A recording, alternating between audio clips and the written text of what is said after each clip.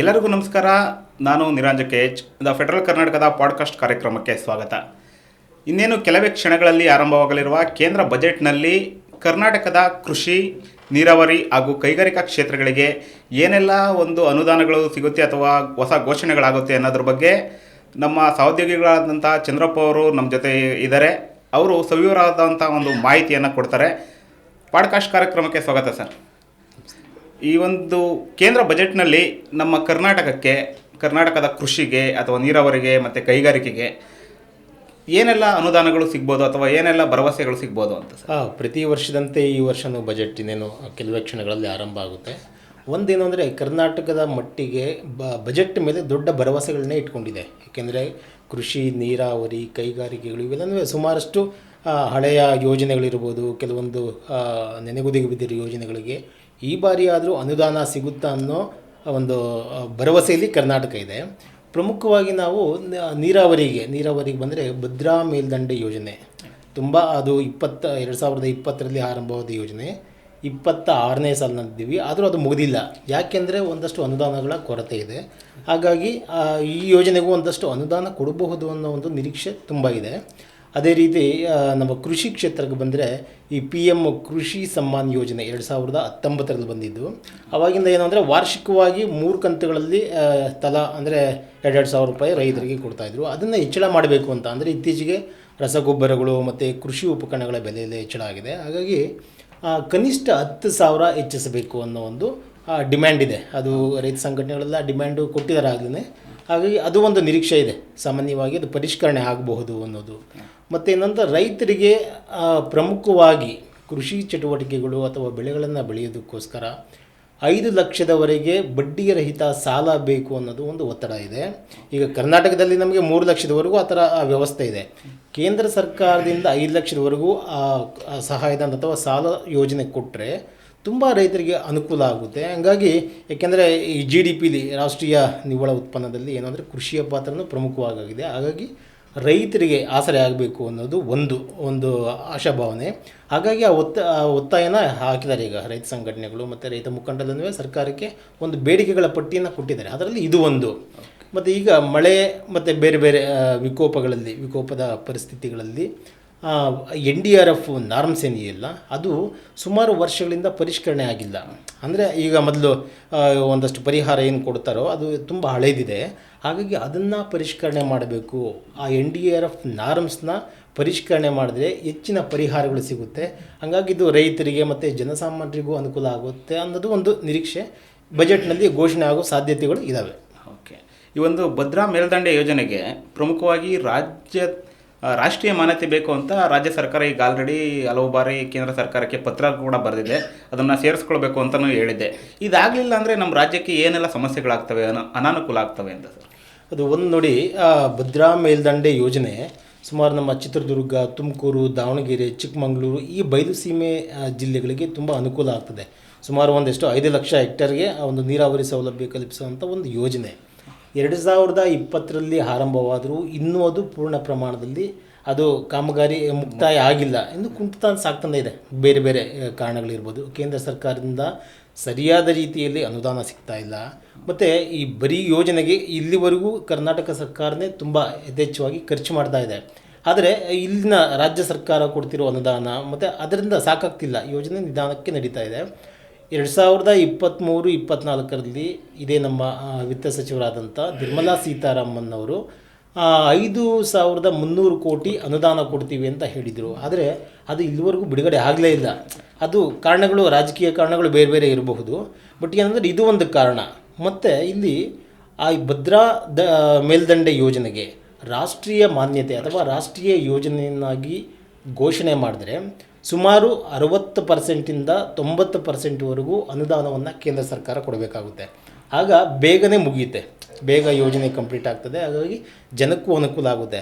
ಅದು ಸುಮಾರಷ್ಟು ನಮ್ಮ ಕರ್ನಾಟಕ ಸರ್ಕಾರ ಪ್ರತಿ ವರ್ಷ ಬೇರೆ ಬೇರೆ ಸಮಯಗಳಲ್ಲಿ ಆ ಡಿಮ್ಯಾಂಡು ಪ್ರಧಾನಿಯವರಿಗೆ ಕೊಡ್ತಾ ಇದೆ.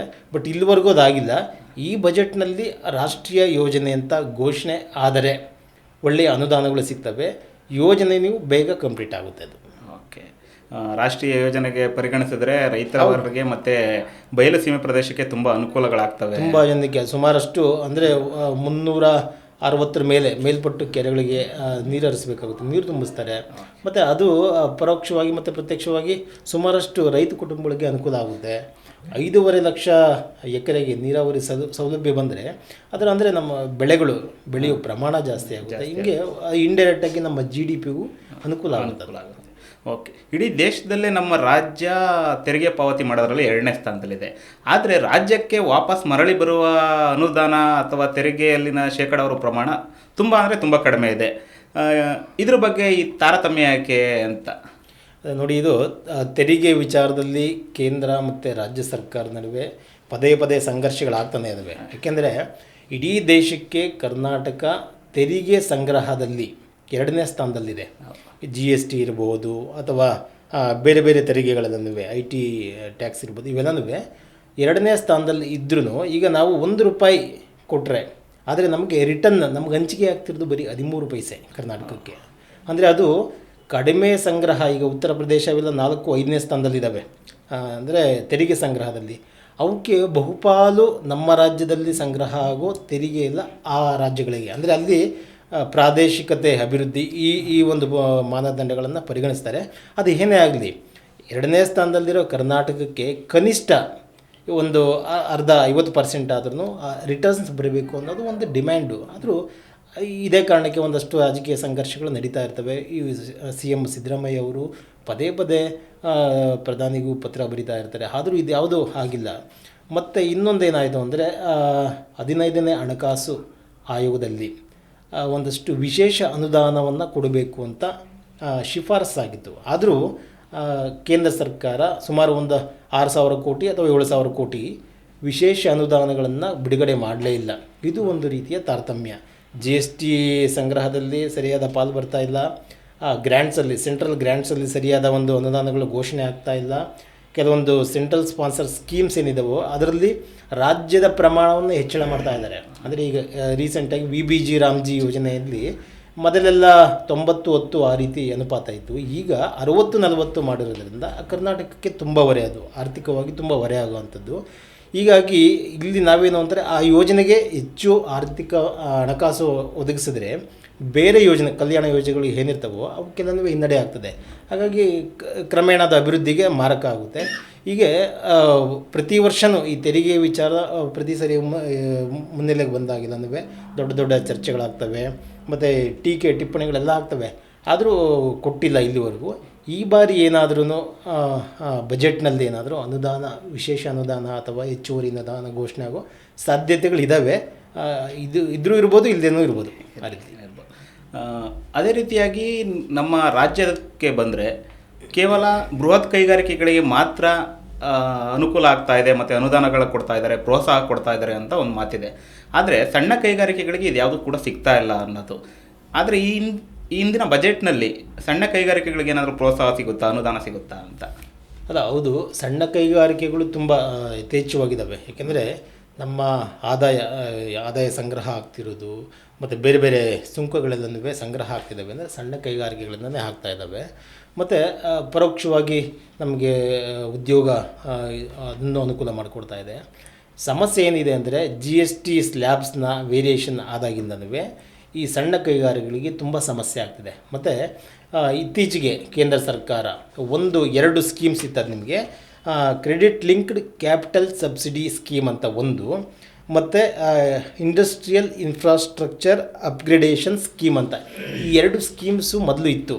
ಇತ್ತೀಚೆಗೆ ಅದನ್ನು ಸ್ಥಗಿತ ಮಾಡಿದೆ. ಅಂದರೆ ಈ 2 ಸ್ಕೀಮ್ಗಳಲ್ಲಿ ಸಣ್ಣ ಕೈಗಾರಿಕೆಗಳಿಗೆ ಬೇಕಾದಷ್ಟು ಸಹಾಯಧನ ಮತ್ತು ಮೂಲ ಸೌಕರ್ಯ ಈ ಥರದ್ದೆಲ್ಲ ಒದಗಿಸುವಂಥ ಇತ್ತು. ಈ 2 ಯೋಜನೆಗಳಿಂದಲೇ ಸುಮಾರಷ್ಟು ಸಣ್ಣ ಕೈಗಾರಿಕೆಗಳು ಹುಟ್ಟುಕೊಂಡವು. ಮತ್ತು ಅವೇ ಒಂದು ಸ್ಟಾರ್ಟಪ್ ರೀತಿ ಹುಟ್ಕೊಂಡು ಮತ್ತು ದೊಡ್ಡದಾಗಿ ಬೃಹತ್ತಾಗಿ ಬೆಳೆದವು. ಅದು ಇಂಡೈರೆಕ್ಟಾಗಿ ಸರ್ಕಾರಕ್ಕೂ ಒಂದಷ್ಟು ತೆರಿಗೆ ಮತ್ತು ಬೇರೆ ಬೇರೆ ವಿಧಗಳಲ್ಲಿ ಆದಾಯವನ್ನು ಕೊಡ್ತಾಯಿದ್ವು. ಆದರೆ ಇತ್ತೀಚೆಗೆ ಈ 2 ಯೋಜನೆಗಳು ಸ್ಥಗಿತ ಆದ ಮೇಲೆ ಸಣ್ಣ ಕೈಗಾರಿಕೆಗಳ ಪರಿಸ್ಥಿತಿ ತುಂಬ ದಯನೀಯವಾಗಿದೆ.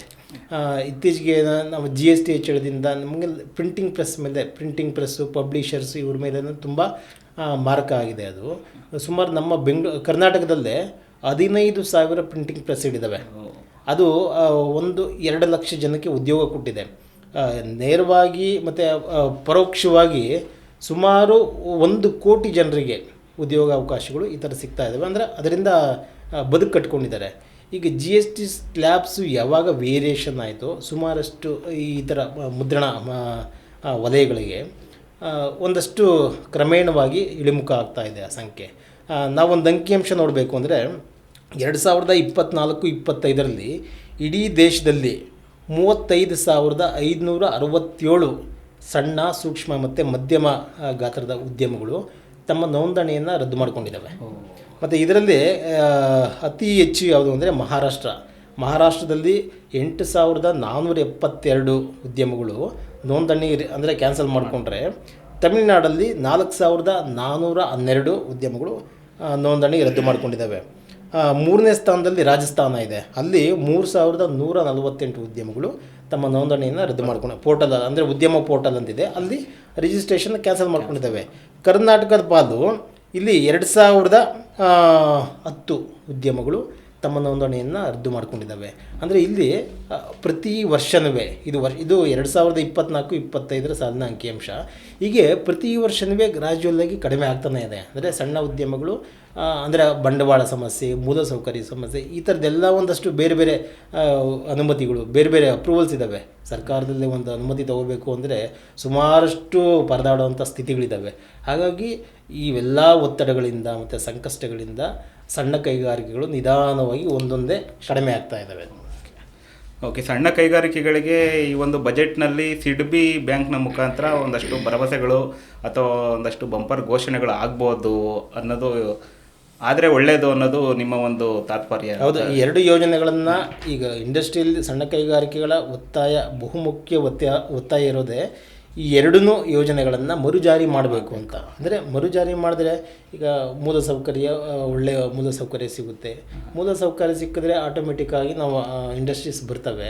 ಅದೇ ರೀತಿ ಇನ್ನೊಂದು ಕ್ರೆಡಿಟ್ ಲಿಂಕ್ಡ್ ಸ್ಕೀಮ್ ಇದೆಯಲ್ಲ, ಸಬ್ಸಿಡಿ ಸ್ಕೀಮು, ಅದರಲ್ಲಿ ಒಂದಷ್ಟು 20-30 ಕೋಟಿ ಅನುದಾನಗಳು ಸಿಕ್ಕಿದ್ರೆ ಒಂದಷ್ಟು ಸರ್ವೈವ್ ಆಗ್ತವೆ, ಕಂಪ್ನಿಗಳು ಸರ್ವೈವ್ ಆಗ್ತವೆ, ಅದರಿಂದ ಸರ್ಕಾರಕ್ಕೂ ಆದಾಯ ಸಿಗುತ್ತೆ.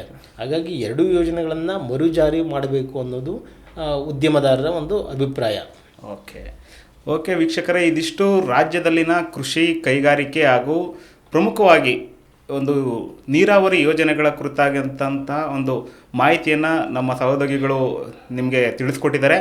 ಇನ್ನಷ್ಟು ಬಜೆಟ್ನಲ್ಲಿನ ಪ್ರಮುಖ ಅಂಶಗಳಿಗೆ ದ ಫೆಡರಲ್ ಕರ್ನಾಟಕನ ವೀಕ್ಷಣೆ ಮಾಡ್ತಾ ಇರಿ ಅಂತ ಹೇಳ್ತಾ ಈ ಒಂದು ಪಾಡ್ಕಾಸ್ಟ್ ಕಾರ್ಯಕ್ರಮನ ಮುಕ್ತಾಯಗೊಳಿಸ್ತಾ ಇದ್ದೀವಿ. ಧನ್ಯವಾದಗಳು. Thank you sir.